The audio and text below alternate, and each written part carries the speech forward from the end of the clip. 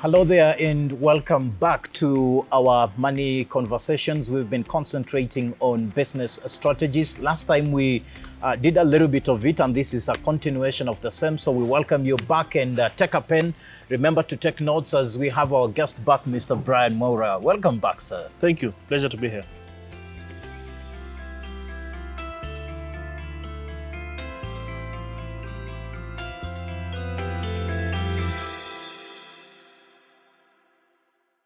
Right now in Kenya, the way it is it a good time to start a business? It's never a good time to start a business. From the first day, from 1963 till 2023, it's never a good time to start a business. It's always a bad time. It's always a good time. We've seen the worst time, what we call the worst time to start a business was considered probably 2020. Yeah. But we saw how many businesses did you see set up and thrive. So it always depends on the kind of business you're setting up. It depends on what market factors affect your business. The economy might not be very favorable. Yet again, it's not always favorable. Yeah. You see, like right now, we feel the way we feel the way economy is. Yeah. But 10 years ago, we still felt the same. But we didn't see it was going to get worse. At that point, it was the worst. Yeah. So we were like, the economy can get worse than this. Our back days are better. But then right now we're looking at those 10 years and we're like, I think those 10 years are better. And you never know, Yeah. within 10 years, if the guys are going to look back and be like, hey, you guys in 23 had it smooth. True. You never know. And so it's always, entrepreneurship is about maneuvering the difficult times. And timing being one of the main factors of entrepreneurship. You have to look at your product. Okay. You have to look at the market, and especially the guys who are buying. Then look at the competitive landscape. Those three things, anytime you're starting a business, will always tell you enough. Is your market willing to buy? Are they buying such products right now? Are they spending? How much are they spending at this particular moment? Yeah. Then it is time to buy. If your market has no interest in that, your competitors are dying down, ask yourself why. You can't just go and feel there is a trend that you hear, I want a unique business. And what we do, we just find ourselves going into a market that some people are failing and saying, I'm going to be different. Before you do that, ask yourself why. For instance, timing is all about, right now I can start selling masks. Yes. And say that I'm going to do different masks and I'm going to, come up with very innovative, different tasting masks. And guys do not want to go back to wearing masks, and so they're not interested. So your timing might be off. 5 years ago, this same would have happened. You still will have done fancy masks, and it wouldn't still work. So it's all about timing. Yeah, there are those guys who started the business just before, did well, during, did well, after, had a hard time. So it's always about timing, and whether the time is right for business is dependent on your product, competitive people who are serving the same market and addressing the same need, and also the market itself. They'll tell you if you want the product or not. That's why it's important to test before. You can easily test, find out if someone is willing to even place an order before you bring in the products. Yeah. Yeah. Wow. I like that. Now, when you're designing the kind of a business venture to walk into, there are those who are driven by passion. There are those who are driven by revenues. Yeah. Which one should come first? That's an interesting question. So let me give you a reason why that question sometimes becomes a challenge. When you look at it from a person running their business passionately, it makes sense to look at it from a passion perspective. But when you look at investors, they're just looking at if a business has good opportunity or not. Yeah.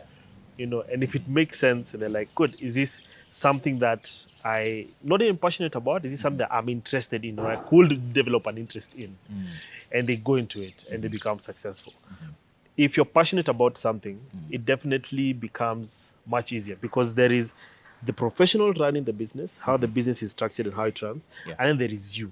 Because businesses don't run themselves; they are run by people with feelings, with pain, with joy, with their personal input. And so you have to be aware that you are going to run the business. If you're Yeah. passionate about it, it has a better chance. Yes. Not saying it's going to succeed, but it has a better chance. Yeah. Because you get excited about it, you think about it in depthly, you become pushed, and that push is inherent. It's not something that you lean to, you know.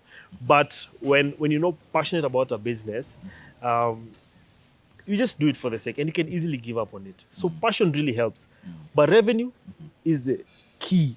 Okay. It has to make money. Why are you doing business in the first place? Yeah. It should be your motivator, not the only motivator, but it is one of your motivators. Yeah. You know, if it's making money, if it works well, good. Is it something I'm interested in? Is it something I can offer value through? One of the challenges that people have is they have big ideas, but they don't know how to fund their ideas. Yeah. How do they package themselves, number one, to seek assistance? And number two, what are the alternative revenue generation strategies they can use so that they actualize their dreams? When you're starting your business, there are different ways that you can we can get funding. We can either use debt, you know, which we don't advise so many times, at least before you prove concept. You can get equity funding. So you can do that either through an investor, an angel investor, or a venture capitalist firm, or a venture capitalist individual, a venture capitalist. You can also bootstrap. You know, you can raise the funds, you can get it from friends and family to start your business. One, it depends on the nature of what you're doing. If we've seen complex startups that require so much cash before they take off, go for what you call pre-seed funding. That at least helps them generate the business or set up the idea or the technology behind it.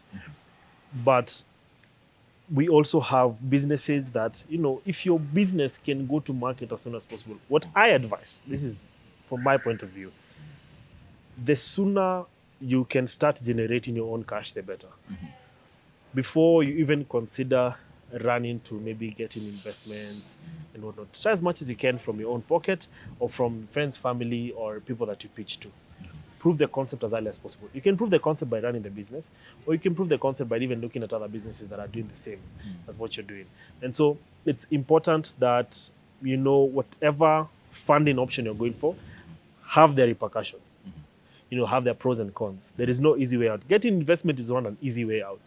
It is just that you get a boost, but it also comes in terms and conditions. Yeah. You know, friends and family is a bit much easier, but you can't get so much. Yeah. Depending on who your friends and family Yeah, is, you know. So at the end of the day, it's all situation by situation. Yes. What you're doing, what kind of business you're doing, how long it needs to take, but very, very important, how soon can you prove that you have a solid business? Because if you can prove that as soon as possible, it will be easier for you to get investment. Sometimes it might not even be necessary for you to get to it. There are guys who don't prefer get it. They just want to grow the business as fast as possible.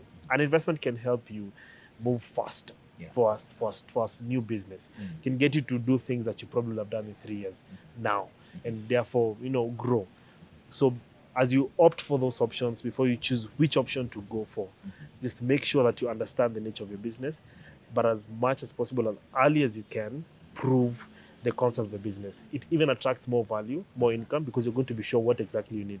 Before you ask for, say, 1 million Kenya shillings and give up 50%, then once you've started, realize, I probably need 10, and they've already handed over 50% of the business. So the sooner you can prove the concept, the better. Wow, I like that. Now, lastly on this one is, when do I start eating from my business, especially after the break even? Yeah. There are those who say, my business is still growing, so they give it 1 year, 3 years, nothing, they're not eating anything from it. And there are those who begin immediately after break even, sorry. What's the best time to start eating from a business? It's funny because some of us, even being entrepreneurs ourselves, are notorious for this. So those are like, if I just don't take out of the business as early, if I give it more time, I should be able to see it grow. But the thing is, if your business can pay you, it can sustain you, it's not a business. So you need to give it a time. You need to give your business ultimatums. Like, if you don't pay me, if you don't start paying me in 6 months, I'm quitting. You know, as early as possible, you can give yourself, say, 4, 5, 6 months, depending on the nature of your business, and then set yourself on a salary. It doesn't have to be that big. Okay. Just say, I want to give myself, if the business is making 100,000 and you have salaries of, say, 40,000, say, okay, sir, I want to give myself a salary of 15 of 20. Small. Don't overpay yourself. Just enough. And at the point that you're doing your balances, your taxes and after tax, you can now think about a director's bonus. Don't constantly review that salary. Just give yourself, say, 3 months and then say, okay, how much can I increase my salary to? So that way, you can also know if the business is actually able to support you or not. Because as soon as possible, the business should pay you because you're working. The thing is, if you were not doing what you were doing, will someone else come and take over? And will that person do an equally good job? And how much will they ask for it? So your goal is to get to that value. So if you're to recruit someone to do the same job you're doing and they'd ask for 100,000 Kenya shillings, then you should be earning probably that amount of money. And so you have to sit on one side and tell your business to sit on the other side. And you tell your business, I'm giving you 6 months for free. After 6 months, I need you to start paying me the market rate, or at least 50%. In 1 year, I need you to review my salaries upwards. If you're not able to do that, that brings you back to the first point. It's either you close down, I open another one, or I just walk away from this. As an entrepreneur, at the point that you're making that decision, say after 6 months, you're like, okay, now, based on the agreement we had with my business, and you have a meeting with your business, based on the agreement we had, you're supposed to start paying me now. And the business has to speak for itself. Like, if you just let me do another 8 months or another 6 months, I'm confident that, the amount that I'm giving you, I can be able to grow it even further and get you to the 100,000 instead of 2 years, maybe in 1 year or less. Then you bargain with the business and you separate yourself from it. Then at that point, at least you can make a decision. But from advice I got even from our financial consultant is as early as possible, as early as you can, after maybe 6 months, get yourself on a small salary. Because if it cannot support you, that's part of the cost. You need to tell yourself if you have a business or not. If it's not paying the founder, remember it needs work. So yours is to strategize on how can I get this business to grow faster and not strain yourself on the basis that if I just give it time. No. If it's not, it's not. What do I do? Yes. Good. Finally. Sorry, I had mentioned finally. For those in employment, and they want to walk into full-time entrepreneurship, how do they exit so that then they don't, affect their life so much? Transitioning from employment to entrepreneurship is probably one of the most nerve-wracking processes for someone. And I've had various stories. I've had stories of people who gave up, got into the business, and it took off. And, they even lived a better life. And they will give you motivation talks and tell you, give up as fast as you can, run for your dreams. And then the guys who did the same, and I kid you not, 6 months later, they were polishing their CV. Because things got thick. The thing is, please note that you're transitioning from one employer to another. You're transitioning from your employer to your business employing you. And the truth is, your business is not, a new business is not a very good employer. Actually, a business is a very, very mean employer. Because what it will tell you is, I want you to work for me daily, and for the first 6 months, I'm not going to pay you. And the worst part, it tells you, and it's not that I don't trust your career progression. I won't pay you, just give me time to grow, then I'll be able to afford you. Which employer who will even take such a job? If you went to an interview and the employer told you, let's do this, just give us 6 months. We won't pay you for 6 months. Work for us. And after 6 months, then based on how the business will be, we'll decide what to pay you. Remember, that's going to be your new employer. It's your business.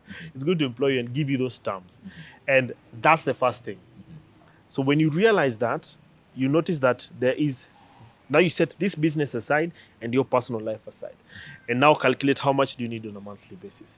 The rule of thumb, the basic one. If you're able to save up to survive for a period of time, say 4 to 6 months, the better.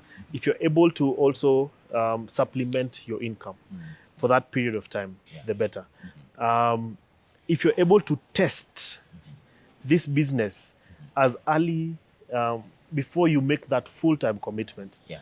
also the better. Yeah. But the thing is, transition with a plan. Yes. Don't just leave. Transition with a personal plan and a work plan. Make sure your finances are covered, your personal life is covered. Make sure even your time is covered. The adjustment can also be stressful. Yes. A business will demand 8 to 5 was nice.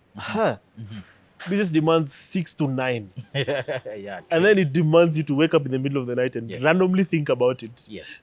It just wakes you up. Hey, we don't have salaries. Yeah. Your employer will never do that for you. Yeah. It depends. I don't know about yours. Yeah. But so transitioning from that to this is also something that you need to think about. Talk to someone. Learn about the business. The best is don't learn and plan when you've already stopped. Learn and plan when you're still working. Yes. Yes. Do the extra time. If you're willing to sacrifice and go, okay, then start sacrificing now. Say I'm going to launch this business in 4 months. Okay, what do I need to do? How do I get to the entrepreneurial mindset? What are the records that I need to keep? How much money do I need?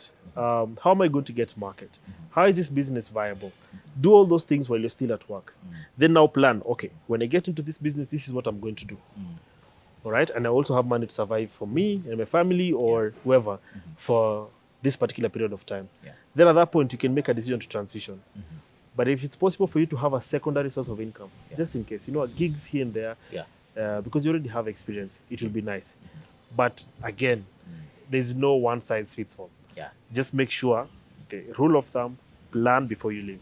Wow. Don't leave then plan when you're out there. Yeah. Yeah, the business does not give you anything. It doesn't give you a structure. You wake up in the morning, there's a report, it doesn't. It'll be like, oh, don't send me a report. 6 months later, you remember you didn't send me a report? Now I don't have clients. Yeah, true. Yes. Well, I like that discussion. So I want you to talk to my viewer. There's one who started, but they are struggling. Would you, just speak to them. And there are those who have been thinking about it for a long time and they're about to start. Yeah, just talk to them as we conclude this. My piece of advice to someone who's started a business or who thinks about starting one, be confident. Be confident in what you're doing. Be confident in what you want to start. But once you're done with the confidence, there are 2 things to work on, yourself and the business. You have to work on yourself. And on yourself, you have to get entrepreneurial mindset. On yourself, you have to build up as much knowledge as you can. Remember, if the business is small, most of the things you are going to do, you're going to be the head of finance, the head of marketing, you're going to be the head of customer relations, going to be so much. The best you could do is learn. Learn as much as you can about business. And therefore get into it with the knowledge, then make the decisions. Take that risk, but make a calculated risk. And if you're running the business and it gets a bit difficult, also the knowledge will help you make a decision on the best way to pivot or to move, either to stop, to scale, to recruit. Just make that decision. However, in everything you do, make sure you're always learning. Keep your motivations up. Meet other entrepreneurs and have conversations with them. It gets you moving one day at a time. But very much wish you all the best. And you got this. Yeah. Every business started from somewhere. You don't know where yours is going to be tomorrow. Just be motivated and go for it with knowledge. Wow. Yes. Well, thank you very much. And thank you, Brian, for quite an insightful discussion. And thank you for our viewers for staying on. A lot has been discussed. We are hoping that you have picked a lot from all those discussions and you're going to do something about it. This series continues. We are walking into another series on strategies again. But for this one, remember to click on the like button, share it within your network so that we learn from all this, and see you in the next episode.